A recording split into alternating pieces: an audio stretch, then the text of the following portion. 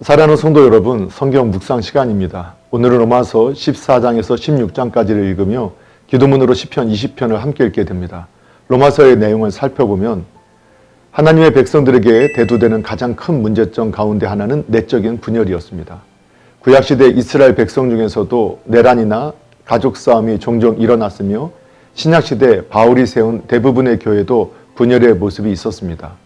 즉 그린도 교회의 교인들은 인간 지도자로 인해 분열을 일으켰으며 서로 고소를 하였습니다. 갈라디아 교회 교인들은 거짓 교사들의 가르침으로 인해 서로 다투었습니다. 에베소와 골로새의 교인들은 그리스도인이 단합하는 것이 얼마나 중요한 일인가를 깨달아야 할 필요가 있었습니다. 빌립보 교회에서는 두 여인이 서로 반목한 결과 교회가 분열되었습니다. 그런데 로마서의 수신자인 로마 교회 성도들도 특이한 식사법과 절기 문제로 인해 분열되어 있었습니다. 즉 그들 가운데 어떤 교인들은 고기를 먹는 것은 죄라고 바라보고 채소만을 먹었습니다. 또한 다른 어떤 교인들은 유대인의 거룩한 절기들을 지키지 않는 것을 죄라고 생각하였습니다. 만일 이들 각 교인들이 자신의 신념을 스스로 지키는 것으로 그쳤다면 문제는 없었을 것이지만 이들은 서로를 비판하고 자신의 주장이 옳다고 내세우기에만 급급했으므로 마침내 로마 교회의 분열의 싹이 튼 것입니다. 그런데 불행하게도 오늘날의 교회들도 이와 비슷한 문제들을 많이 가지고 있음을 보게 됩니다. 특히 성경에 분명히 정의되어 있지 않은 문제일수록 그 문제를 수습하기가 어렵습니다. 그러나 사도 바울은 14장을 통하여 가치 판단의 기준이 불명료한 문제들을 해결할 수 있는 중요한 권고를 제시함으로써 뜻을 같이 하지 않는 교인들이 서로 화합할 수 있게 하였습니다. 그 권고란 믿음으로 쫓지 아니하는 모든 것이 죄니라는 신앙 선언입니다.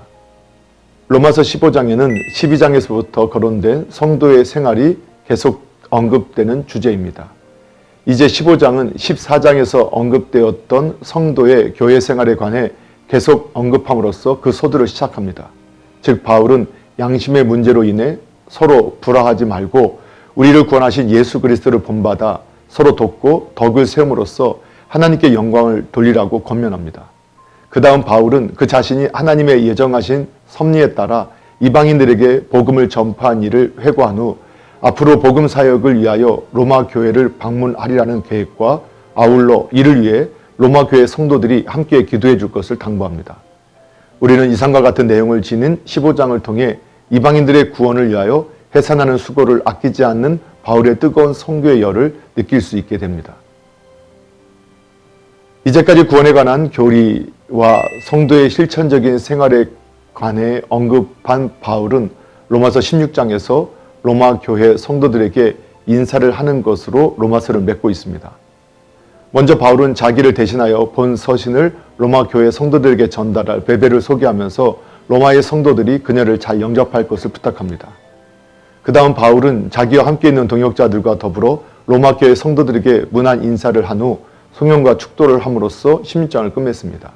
한편 16장을 살펴보면 바울은 여기서 최소한 26명의 사람들의 이름을 대면서 로마의 성도들이 그들에게 문안할 것을 권면하였습니다.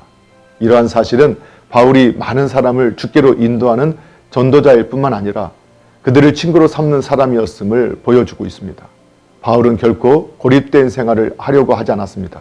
그는 그리스도 안에서 친구를 가지고 있었으며 그들은 그에게 개인적으로 많은 도움을 주었고 또 그의 복음 사역에도 도움을 주었습니다. 성도는 하나님의 영광을 위하여 살 때 때때로 다른 사람들과 멀리 떨어질 수 있었습니다. 그러나 그것은 항상 그런 것이 아니었습니다. 양들이 함께 때를 이루며 살듯이 성도들도 그리스도 안에서 연합하여 아름다운 교제를 나눌 수 있어야 합니다. 하나님께서 훌륭하게 사용하신 종들은 좋은 친구들을 가질 수 있었으며 그 친구들의 생애 가운데 좋은 영향을 끼친 사람들이었던 것이었습니다. 사랑하는 성도 여러분, 오늘도 말씀을 읽고 듣고 묵상하는 가운데 하나님의 마음과 생각을 알고 예수님과 동행하며 예수님을 바라보고 예수님을 닮아가는 복된 믿음의 삶이 되기를 예수님의 이름으로 축복합니다. 할렐루야!